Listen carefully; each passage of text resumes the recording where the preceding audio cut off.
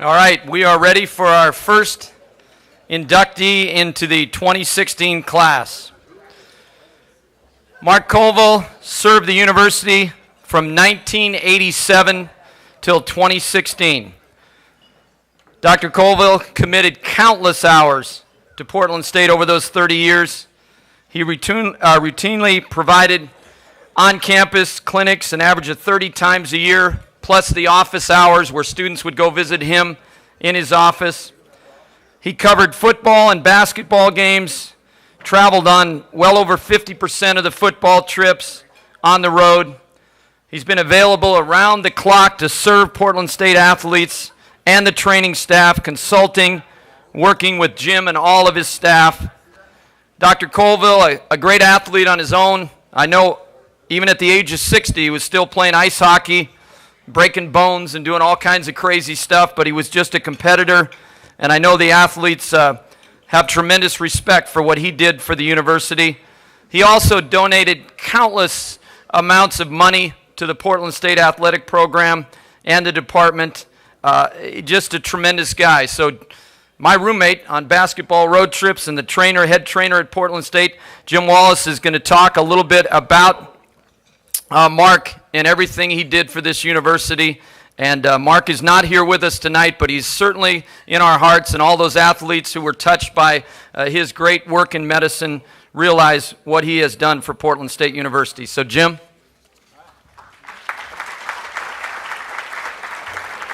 Thank you. I got the gauntlet, I guess. I'm the first one, so I got to try to keep this relatively short. But I've known Mark for 27 of the 29 years I've been at Portland State University, so I'll try not to talk too long, but he really has been a tremendous asset to the university. And I have trifocals now, which are kind of new to me. So we'll see how often I can focus on the piece of paper that's in front of me here. So it's an honor to accept this award on behalf of Dr. Colville and his wife, Amy.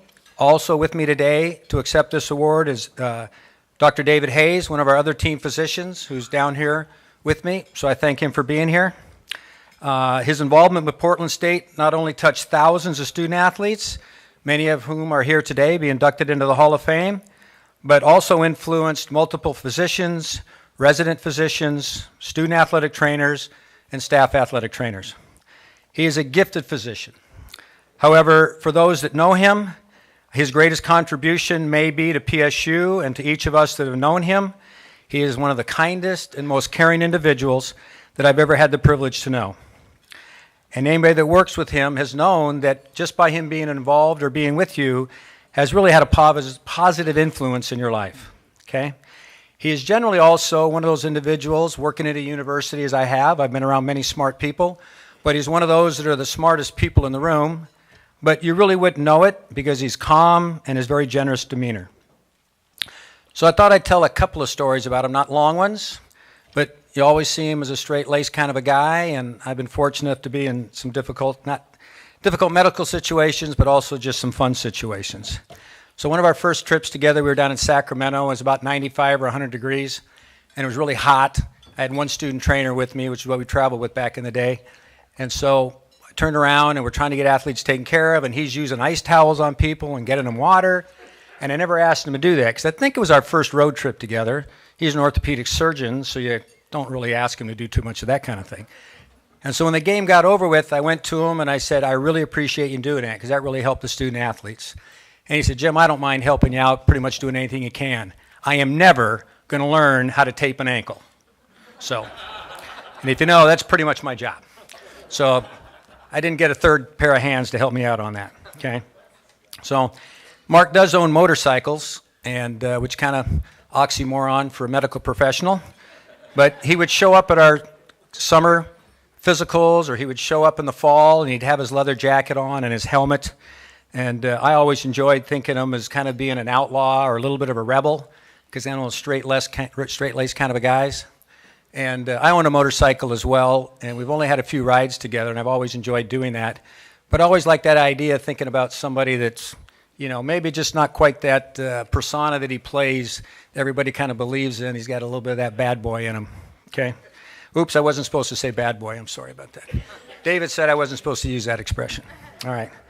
So as as we got mentioned, Dr. Hayes and Dr. Colville has contributed a lot of the funds that we've used for continuing education, and that's really helped us to keep up to date on what we need to do for student athletes. But one of my funnest times with Dr. Colville is we went to Birmingham, Alabama to a sports medicine meeting, and we thought it'd be fun to go to the Birmingham Barons. So if you're a Michael Jordan fan, you know that's where he played. This was before he was there. So we get a ride out to the game in the bus that the hotel provided for us, and they said, look, when the game gets done, just grab a taxi, go on back. So when the game gets over, and we go over to the taxi stand, and there's no taxis. And we're 30 miles, 40 miles out of town. And so I turned to Mark and I said, I don't know what we're going to do. And there was a gentleman standing there, and he says, oh, you guys need a taxi? Yeah, he says, well, I'm heading back to town in a few minutes. And he worked the game or something like that. He said, I'll be happy to take you back. So I'm thinking, I look at Mark thinking whether we should have a communication about whether we should get in his car or not. And Mark said, hey, you're glad. We'll do that. Now let's jump in that thing. So about 10 minutes later, the guy showed back up. It was an older Ford pickup. I'm the short guy. I got to get in the middle. And we're about halfway back, and he's a really nice man, but he's talking about the things that he's doing, and you're starting to think, was this really a very good idea? And I look at Mark, and I kind of give him a quizzitive look, and he gives me a quizzitive look, and we got there, everything was safe, and everything was fine, and when we got done with it, we both kind of looked at her and said, okay, the next time we get in that situation, let's think about this before we get in the car as somebody we don't know way out in the middle of nowhere. But it was a great memory for me, just being there and hanging out with them like that. So Mark and Amy have two sons, Marshall and Tyler. He's always telling me stories about what they did. And my funnest one is, don't know how he pulled it off, but he got his two kids to pack their luggage. They loaded it all in the back of the car, convinced them they were going to the Portland airport to see how long it would take. And maybe for a future trip, they would be able to go somewhere, and they just kind of need to know what that was going to be like. So they get the boy. I don't know how you convince kids about this, but he got them out there. They got their luggage out. They went in, and the boys found out they were going to Disney World. And I always enjoyed him telling me stories about that because like most of us in the room, we always try to figure out how we're balancing work and life. And if an orthopedic physician can do those kind of things with his kid, I always thought that's a great example for me. So I really worked hard at trying to mimic that. So many of you know Mark, and I don't think everybody had the privilege to know when he's upset or mad at you. I've had that a few times. And so the essence to that is when I get a phone call and he says to me, Jim, there's something I would like to talk to you about. And I know I'm in trouble because that's Dr. Colville yelling at you. And I would say, yes, sir, what would you like me to do? And it was always very calm, but that's Dr. Colville being kind of mad at you. So again, thank you on his behalf. Mark told me many times that he enjoyed the privilege of working with the Portland State University student athletes and the sports medicine staff, and that he believed that he received much more from the relationship than what he gave. But I believe the student athletes and PSU has been very fortunate and received something very special from him. So on his behalf, thank you very much. Oh. I hope that wasn't too long. Do I get to keep this? Oh, I can wear that, and I can give that to Mark. All right, well, thank you. Oh,